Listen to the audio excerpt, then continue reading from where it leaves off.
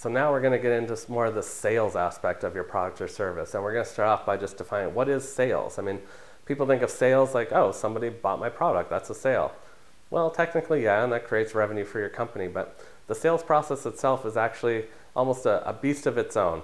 You know, we've talked about, again, early on in this course, we talked about people need to see your product or service or be aware of your company almost 7 times before they truly trust it and want to engage with you and want to buy your product. You know, very seldom do people just sort of buy your product out of nowhere. So you want to be out there in people's faces. And so part of that sales process is really your marketing advertising, which we already talked about. So getting out there, getting it known to people. The sales process also involves things like demoing your product.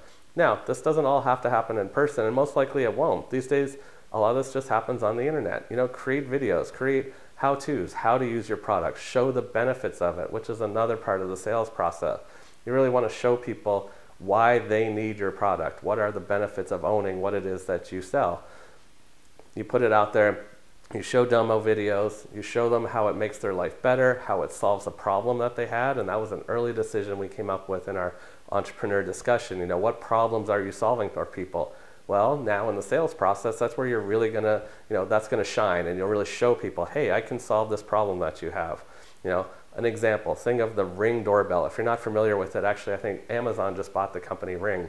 It's a doorbell that you attach, and it actually has a built-in video camera. If somebody rings that doorbell, the camera comes on and it pops up on your phone. So whether you're home or you're out, you get to see who's out in front of your house right away.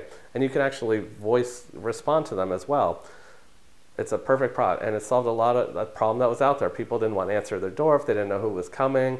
You know, or sometimes people, you know, maybe it's a salesperson that they didn't want to answer, or maybe it's just someone they didn't want to talk to.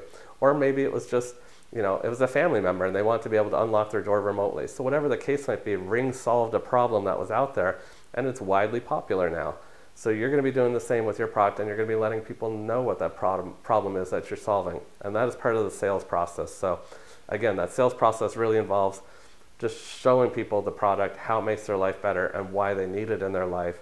And then ultimately the sale is when the purchase actually happens. But that's sort of the end of the road. The road to that sale is the entire sales process.